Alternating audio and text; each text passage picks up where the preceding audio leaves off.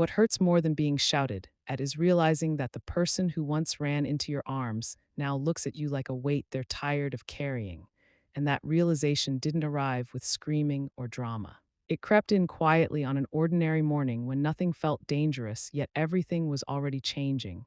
Because the truth is, betrayal rarely announces itself. It shows up disguised as impatience, as sighs. As that look people give when they've already decided your place in their life has expired. And that was the morning I woke up in a house I thought was still my home, brewed my coffee the same way I had for years, and sensed before a single word was spoken that I no longer belonged there. Have you ever felt that shift, that invisible line moving beneath your feet, where suddenly your presence feels tolerated instead of welcomed? Where your footsteps feel louder than they should, where you start questioning whether you're breathing too much air in someone else's space? Because that's how it began for me, not with anger, not with cruelty, but with silence that felt colder than any argument. And the strange thing is, I tried to ignore it, like we all do, telling myself I was imagining things, that everyone gets tired, that stress makes people short-tempered. That love doesn't disappear overnight, but love doesn't vanish in a single moment. It erodes slowly, quietly, until one day you realize you've been shrinking to make room for someone else's comfort. And I had been shrinking for a long time without even noticing, asking myself smaller questions, speaking softer, apologizing for things that didn't need apologies, all because somewhere deep down I sensed I was being measured, evaluated, weighed, and found inconvenient. And the hardest part wasn't the disrespect, it was recognizing how easily it came to her, how natural it felt for her to treat me like an obstacle instead of a mother. Because when someone stops seeing your sacrifices and starts seeing only your presence, you know something has broken that words alone can't fix. And I remember thinking that morning, standing near the window, watching the same street I had watched for years, how strange it was that a place could feel unfamiliar without changing at all, how you can live somewhere and still feel like a guest who has overstayed their welcome. And that's when it hit me. Not as pain, but as clarity, the kind that makes your chest feel hollow, because clarity doesn't shout, it settles. And once it settles, there's no unseeing it. I realized I had become the background noise in my own family. Present but unheard, useful only when needed, invisible when not. And maybe you've been there too.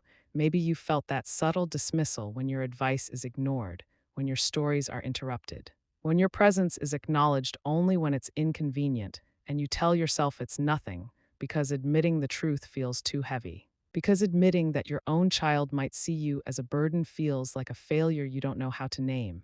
And yet the signs were everywhere, the way conversations stopped when I entered the room, the way decisions were made without me, the way my kindness was treated like an obligation instead of a gift.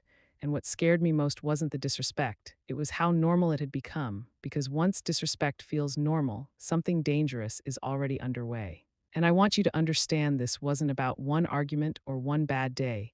It was about a slow buildup of resentment I never created, but somehow was expected to carry. As if my very existence was an inconvenience they were too polite to mention, until they weren't. And that's the part people don't talk about, how betrayal doesn't always explode.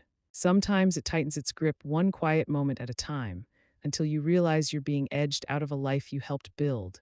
And standing there that morning, coffee untouched, heart oddly calm, I felt something settle inside me that would later change everything. Not anger, not fear, but awareness. The kind that whispers, pay attention now, because once you see how people truly see you, you can't pretend anymore. And the strangest thing was how calm I felt, like my body knew before my mind did that something irreversible was approaching, like the silence itself was preparing me for what was coming next. And if you've ever felt that calm before a storm, that eerie stillness where nothing has happened yet but you know it will, then you understand why I didn't speak up, why I didn't defend myself, why I didn't try to fix anything that morning. Because some moments aren't meant to be fixed, they're meant to be remembered. And as I stood there, realizing that love had quietly turned into tolerance, and tolerance was wearing thin, I had no idea how the day would end, but I knew one thing with absolute certainty. The version of me who woke up that morning believing she still belonged would not be the same person who went to sleep that night. And when she finally said the words that confirmed everything I had been feeling, it wouldn't come as a shock, it would come as proof, because the moment someone treats you like you're holding them back, the truth is they've already decided to move forward without you. And that realization, more than any insult, was what prepared me for the moment that would follow, the moment when silence broke, when patience ended. And when she reached for something that would make her feelings unmistakably clear, my suitcase. Have you ever noticed how people rarely say what they really mean until they've rehearsed it in their heads so many times that it comes out sounding justified, almost reasonable? Because when she finally spoke that day, it wasn't in anger. It was in certainty, and certainty is far more dangerous. She didn't yell, she didn't curse, she didn't lose control. She looked at me the way people look at a problem they've decided to solve. And that's when she said it, not as a question. Not as a complaint, but as a conclusion. You're holding us back. And those words didn't land like an insult. They landed like a verdict, final and unappealable. As if a long internal trial had already taken place and I was only now being informed of the outcome. And what stunned me wasn't the accusation itself. It was how easily it came to her, how comfortable she sounded saying it. As though my presence had been quietly blamed for every frustration, every delay, every disappointment she refused to examine more closely.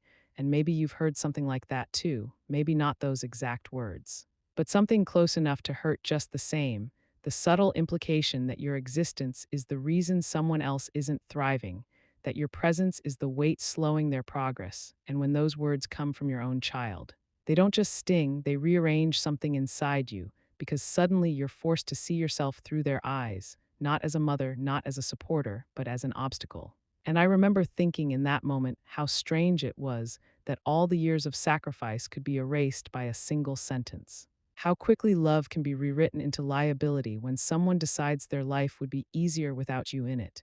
And what hurt most wasn't the blame, it was the lack of curiosity. She didn't ask how I felt, she didn't ask what I needed. She didn't even ask if I understood, because in her mind, understanding was no longer required.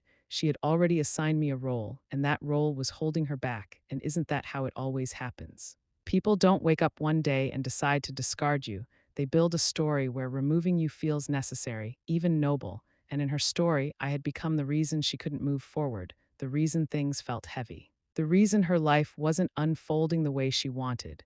And it's amazing how convincing that story can sound when you tell it often enough, especially when the person you're blaming has spent years putting your needs before their own. Because kindness makes an easy target, patience looks like permission, and silence gets mistaken for weakness. And as she stood there explaining how my presence affected her plans, her space, her future, I realized something chilling. She wasn't angry at me, she was resentful of the role she believed I played, a role she never acknowledged benefiting from, because people rarely resent what they think they've earned, they resent what they think they deserve more than someone else. And that's when it became clear that this wasn't about space or independence or even conflict. It was about control, about rewriting the past so the present decision feels justified. Because it's easier to say someone held you back than to admit you're afraid to move forward on your own. And maybe you've seen this pattern before, maybe you've lived it, where someone slowly distances themselves emotionally and then blames you for the distance they created. And the most painful part is how reasonable it can sound to everyone else, because from the outside, independence looks healthy. Boundaries look mature, but from the inside, being told you're the barrier between someone and their happiness feels like being erased while still standing there. And I didn't interrupt her. I didn't defend myself. I didn't remind her of the nights I stayed awake worrying, the years I rearranged my life around her needs, the quiet ways I supported her without keeping score, because in that moment I understood something important. She wasn't speaking to hear my side, she was speaking to confirm her decision, and arguing would only give her the conflict she could later use as proof that I was the problem, and that's a lesson people learn too late. Sometimes defending yourself only strengthens the story someone wants to believe, so I listened.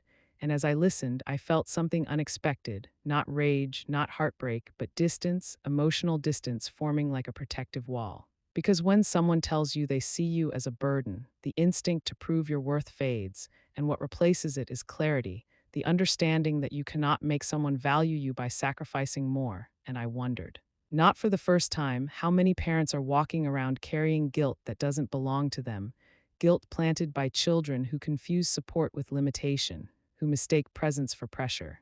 And I wondered if she had any idea how heavy those words were, or if she thought they sounded reasonable enough to soften the blow, because she said them like she was explaining a budget problem or a scheduling conflict, calm, measured, resolved, and that calmness hurt more than shouting ever could, because it told me she had already emotionally separated herself from me. And when someone reaches that point, reconciliation isn't a conversation away. It's a complete shift away, and as she finished speaking, there was a pause, the kind where you expect a response, a defense, a plea, but I gave her none. And I think that unsettled her because silence doesn't validate, it doesn't argue. It just waits, and in that silence, something shifted again, her patience thinning now that her speech hadn't produced the reaction she expected. And that's when she did something that transformed her words into action. Something that made it impossible to misunderstand how she truly felt, because the moment she reached down and grabbed my suitcase, the conversation ended and the truth took physical form, and as she lifted it, frustration flashing across her face, I realized this wasn't just about being told I was holding her back. It was about being pushed out entirely, and when that suitcase hit the floor in front of me, I knew there was no going back. Because once someone throws your life at your feet, they've already decided you don't belong where you stand. Have you ever touched something ordinary and felt it suddenly become unbearably heavy, not because of its weight, but because of what it represents? Because when that suitcase landed in front of me, it wasn't just luggage. It was every year I had spent believing I had a place in that house, compressed into one silent demand. And for a moment, I simply stared at it, not in disbelief, but in recognition, as if a quiet voice inside me said, "This is it. This is the line you don't cross back over." And the room felt strangely still. No shouting, no chaos, just the dull thud of fabric against the floor and the realization that I was no longer being asked to leave. I was being instructed to disappear, and maybe you know that feeling too, the moment when a relationship stops being emotional and becomes transactional, when love is replaced by logistics, by timelines, by expectations.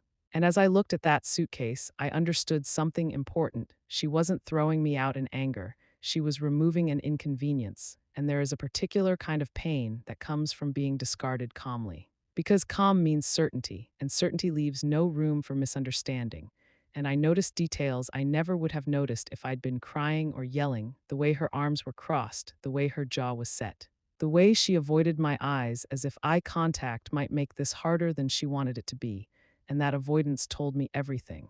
Because people avoid looking at you when they know they're doing something they can't justify if they really see you. And I didn't move right away, not because I was frozen, but because I was thinking.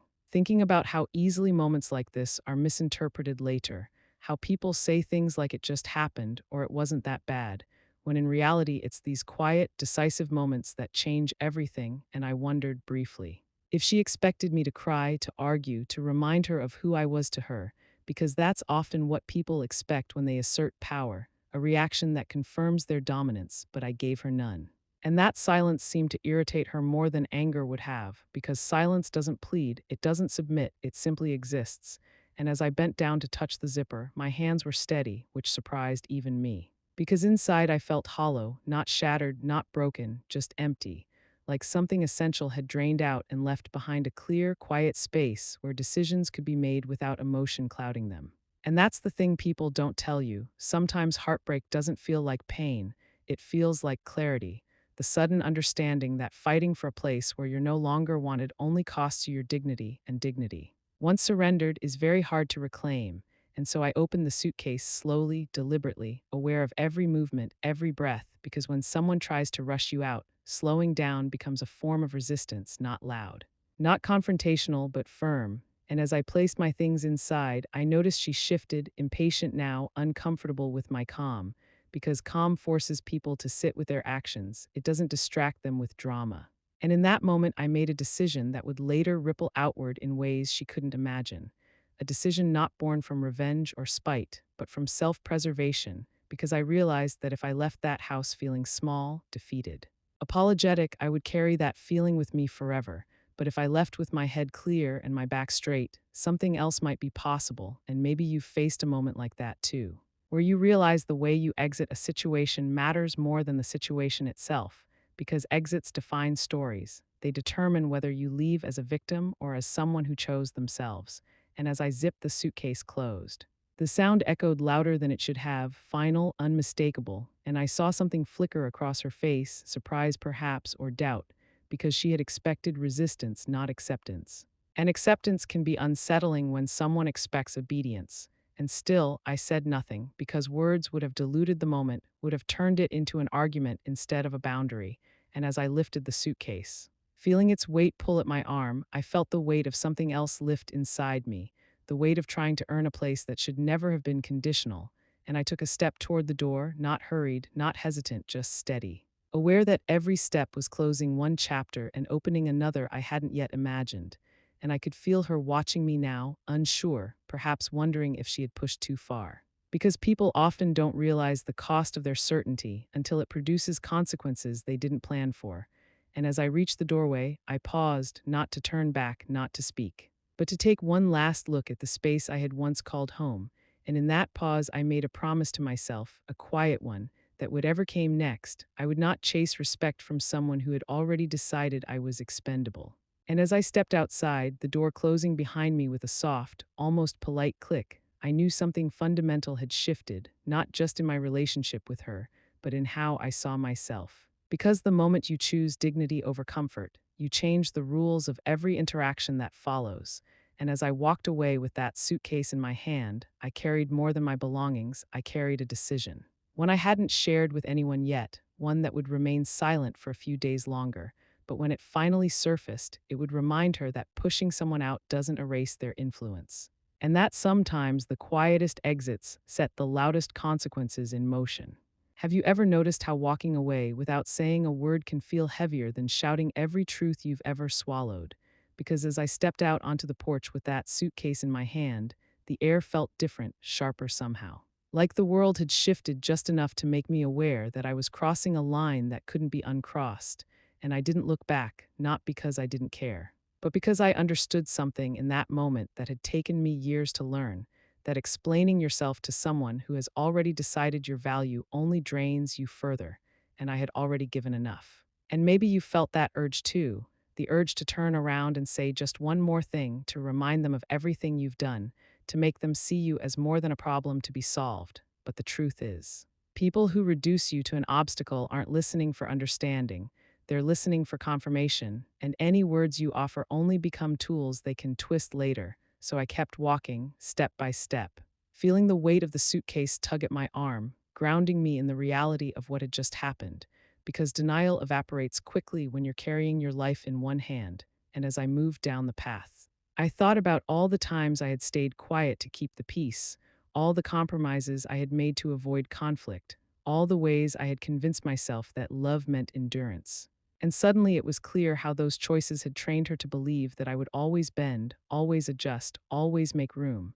And when you realize that, it's not anger that rises, it's resolve, because you can't change the past. But you can change what you allow next. And I wondered as I walked how many parents are trapped in that same cycle, mistaking patience for loyalty, mistaking sacrifice for security, believing that if they just give a little more, things will improve, when in reality they're teaching others how to treat them.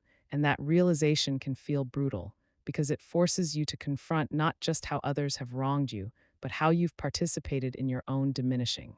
And I don't say that with blame, I say it with honesty, because love often asks us to endure, but it should never ask us to disappear. And as the house receded behind me, growing smaller with each step, I felt an unexpected calm settle in, the kind that comes when a decision has already been made and the mind no longer needs to debate it, because walking away wasn't an impulsive act, it was the final step in a long internal process.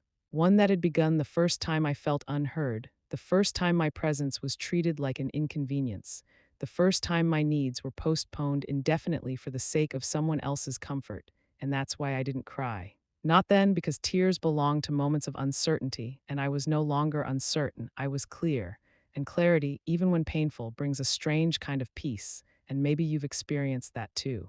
The relief that follows when you stop fighting a battle you were never meant to win, when you accept that some relationships don't end because of one dramatic event, but because of a slow erosion of respect that no amount of effort can reverse. And as I reached the end of the driveway, I paused, not out of hesitation, but out of acknowledgement, acknowledging that I was leaving behind more than a house. I was leaving behind a version of myself that had been willing to accept less than I deserved, and in that pause I felt a quiet strength emerge, not loud, not defiant, but steady, the kind of strength that doesn't need witnesses. And I realized that by not reacting, by not begging or defending or justifying, I had taken something back that I didn't even realize I had lost, my authority over my own life. because reacting would have kept me entangled in her narrative, while walking away allowed me to step outside it entirely. And that's the power of silence. It doesn't argue, it exits. And as I continued on, I thought about what she must have assumed, that I would call later, that I would apologize, that I would ask to come back once emotions cooled, because that's often how these stories go. The parent absorbs the pain, smooths things over, restores the comfort, and life continues as before, but something had shifted too far for that. And for the first time, I wasn't thinking about how to fix things for her. I was thinking about how to protect myself, and that shift, subtle as it may sound, was everything. Because when you stop centering someone else's comfort and start centering your own dignity, the dynamics change whether the other person realizes it or not. And as I walked toward a future that was suddenly uncertain but undeniably mine, I made another quiet decision, one that I didn't voice, one that required patience rather than impulse, because walking away was only the first step. And sometimes the most powerful consequences don't come immediately. They come after silence has had time to settle, after assumptions have had time to form, after people believe they've won. And as I placed the suitcase into the trunk and closed it, the sound echoing softly in the open air, I knew she thought the story had ended, that she had asserted her independence, her freedom, her control. But what she didn't realize yet was that by pushing me out, she had given me space to act without interference, without emotion, without noise. And in that space, something very quiet was beginning to take shape. Something that wouldn't announce itself right away, something that would wait, and when it finally surfaced, it would make her understand that walking away wasn't surrender, it was preparation, and that silence, when chosen deliberately, is never empty. It's full of intention. Have you ever realized that the most important things in a family are often the ones no one ever talks about? The quiet systems that run in the background while everyone assumes they'll always work the same way, because after I walked away, after the door closed and the silence settled, I started thinking about all the questions she had never asked, the ones she didn't think she needed answers to, because when comfort becomes routine, curiosity disappears. And people stop wondering how things are sustained as long as they keep benefiting from them. And that's when it became clear to me that what she believed about independence and what actually made her life possible were two very different things. And maybe you've noticed this too. How people celebrate freedom without understanding the foundation beneath it. How they take pride in standing on ground they didn't build, assuming it will never shift. And as I sat alone later that evening, the weight of the day finally catching up to me, I wasn't replaying her words anymore. I was replaying patterns, patterns I had ignored for years because they felt harmless at the time. The way bills were never discussed openly, the way responsibility was shared unevenly, the way gratitude slowly faded as expectation took its place. And it struck me how easily support becomes invisible when it's consistent, how quickly help turns into entitlement when it's never questioned. And I wondered if she truly believed she had built her life on her own, or if she simply hadn't looked closely at who had been quietly holding the structure together. Because there are certain forms of power that don't announce themselves, they don't demand recognition, they just function silently, reliably until the day they stop. And that's when people realize how much they depended on something they never acknowledged. And sitting there, thinking back, I could see how I had made it easy for her not to notice. How I had shielded her from the weight of responsibility by absorbing it myself. How I had handled things in the background because it felt like love to make life easier for her, and love often disguises itself as convenience. Especially when you don't expect anything in return, but convenience, once established, is rarely appreciated. It's expected, and expected things are rarely respected. And I asked myself a difficult question then, one that many parents avoid: had I helped her too much without helping her understand? Had my silence taught her that support was automatic, endless, unconditional in ways that blurred boundaries? And the answer, uncomfortable as it was, mattered less than what came next, because realization without action is just regret, and I wasn't interested in regret anymore. I was interested in clarity. And clarity was telling me that the freedom she wanted was built on systems she had never questioned, systems she assumed would continue regardless of how she treated the people behind them. And that assumption was the real problem. Not the argument, not the suitcase, not even the words she used, because respect isn't tested when things are easy, it's tested when power shifts, and power had shifted the moment I stopped being present to absorb everything quietly. And as the hours passed, something else became clear. She hadn't asked where I was going, she hadn't checked if I was safe. She hadn't followed up at all, and that absence spoke volumes because when someone believes you're the problem, your removal feels like relief, at least at first, and relief creates overconfidence. It convinces people that the hard part is over, that life will now move smoothly without the friction they blamed you for. And that overconfidence is dangerous because it blinds people to the consequences that haven't arrived yet. And I realized then that she thought she had gained freedom, freedom from responsibility, from compromise, from the presence she had labeled as pressure. And I wondered how long that illusion would last once reality began to ask questions she wasn't prepared to answer, because independence isn't proven by pushing someone out. It's proven by sustaining yourself afterward, and sustaining yourself requires awareness, effort, and accountability, none of which can be avoided forever. And as I reflected on all of this, I felt no urge to confront her. No desire to explain or justify or warn, because warnings give people time to prepare, and preparation softens lessons that need to be felt fully to be understood.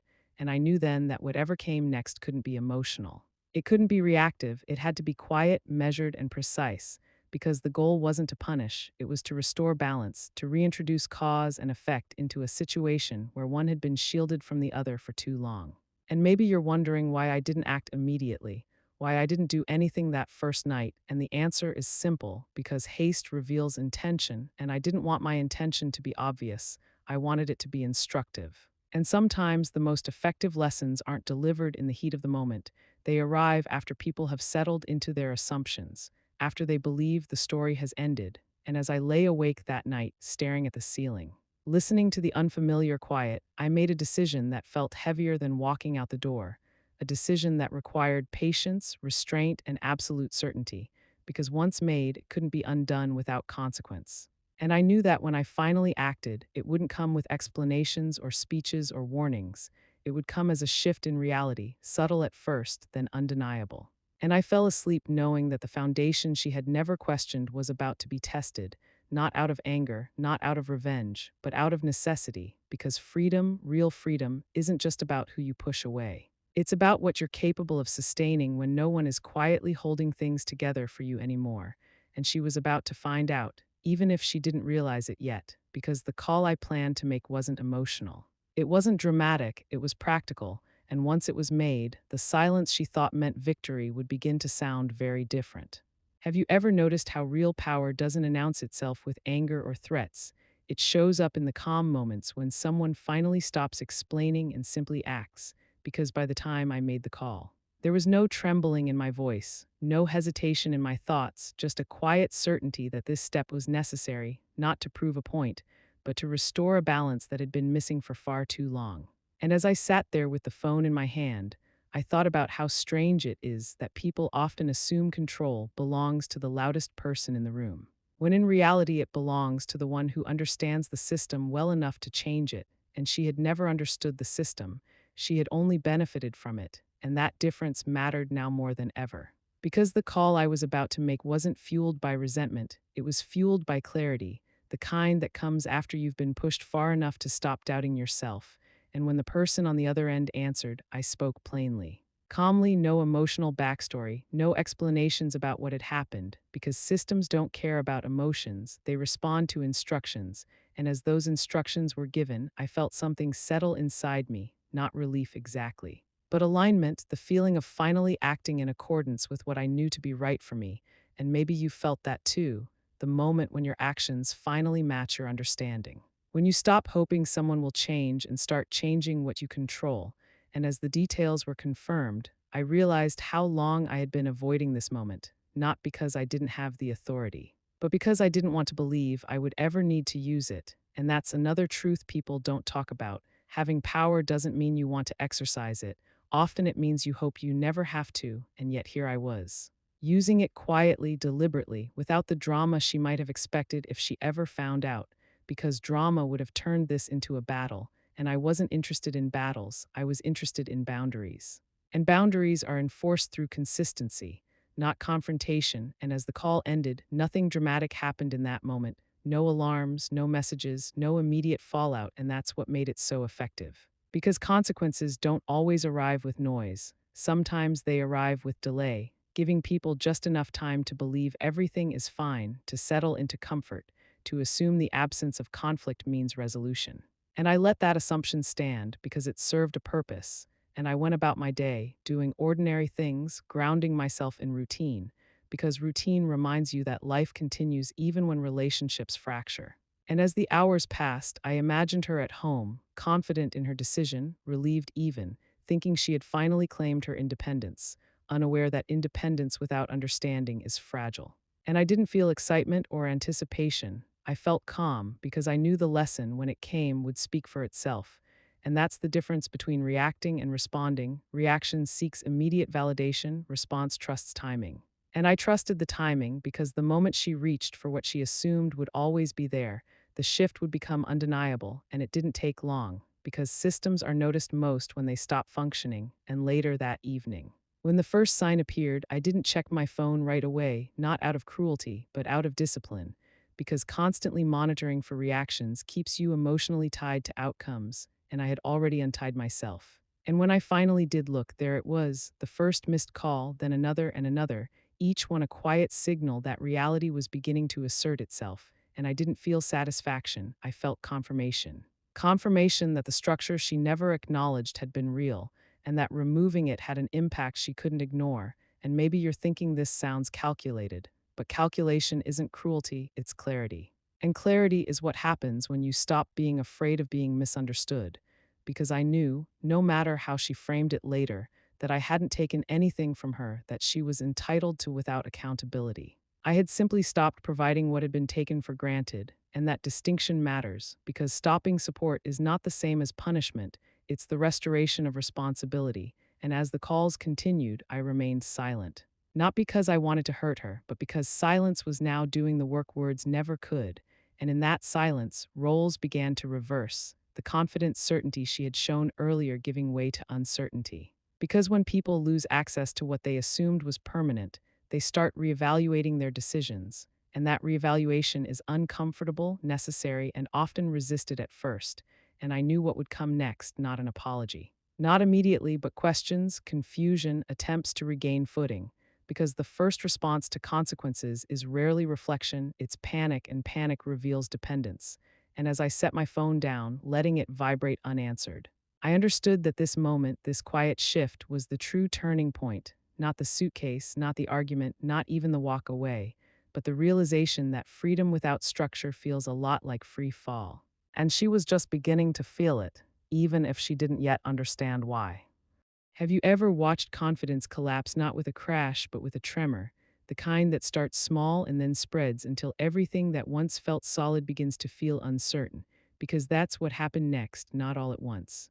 Not dramatically, but in fragments, in pauses, in the spaces between unanswered calls, and I could almost picture it without being there, the way relief slowly turns into confusion. How certainty gives way to questions people aren't ready to ask themselves, because when freedom is real, it feels expansive. But when it's built on assumptions, it starts to feel unstable the moment those assumptions are challenged. And I knew she wouldn't connect the dots immediately. People rarely do when they're confronted with consequences they didn't anticipate.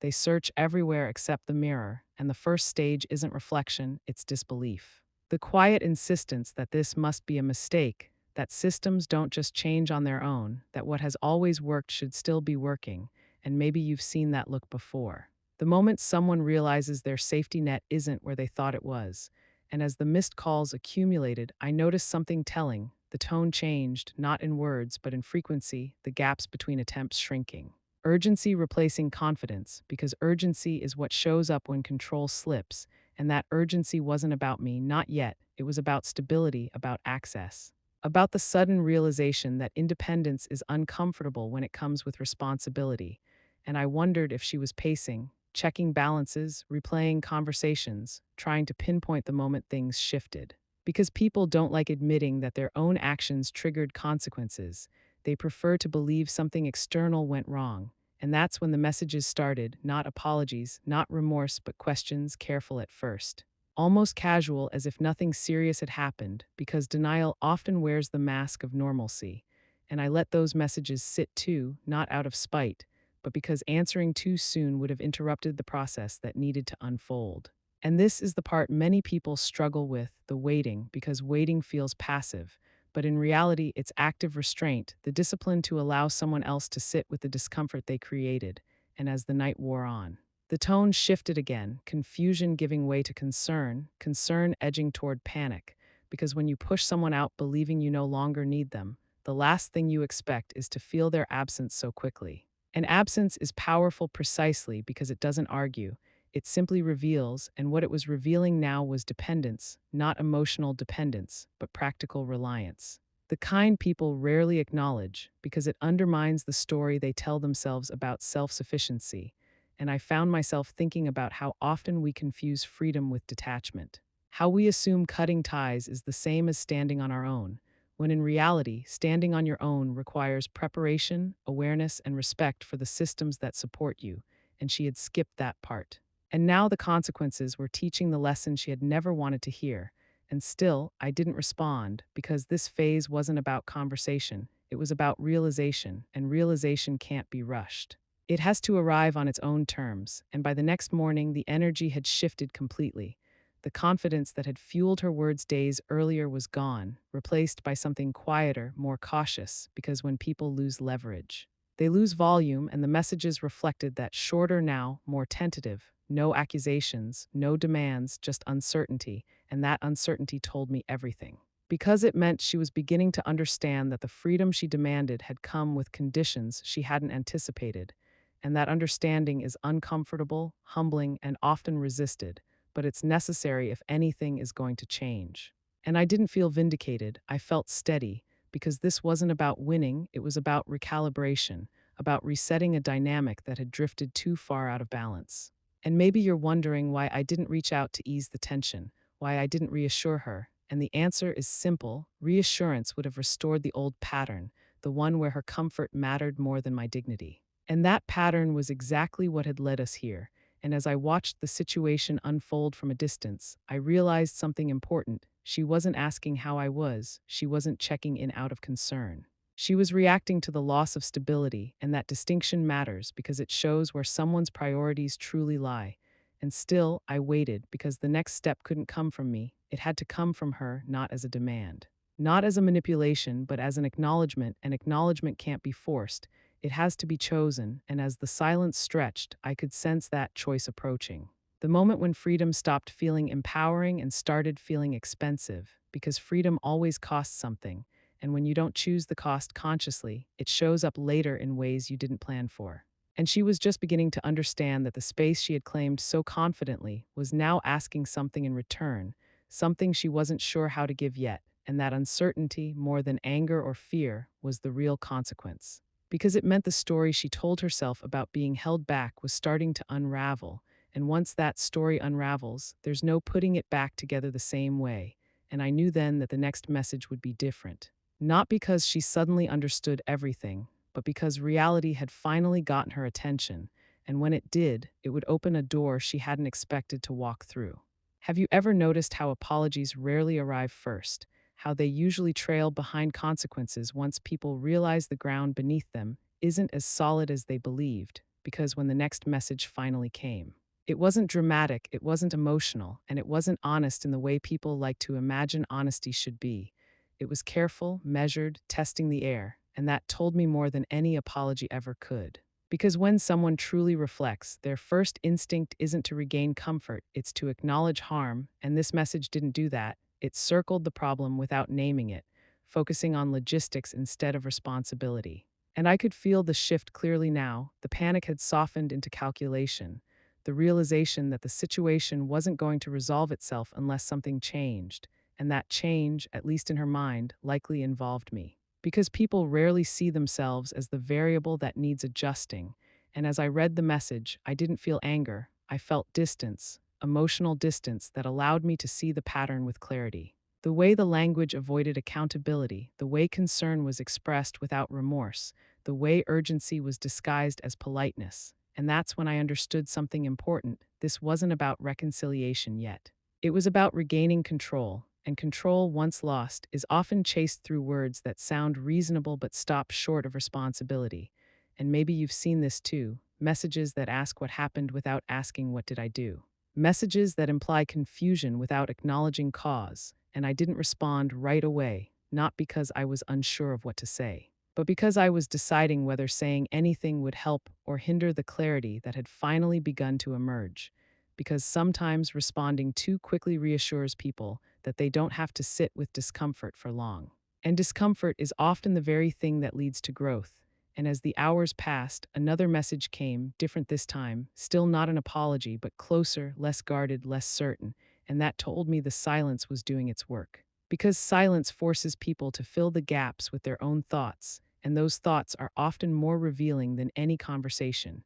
And as I read through the messages again, I realized that if I responded emotionally, if I explained how hurt I was, how unfair her words had been, how deeply it had cut, the focus would shift back to my feelings instead of her actions, and I wasn't interested in that shift.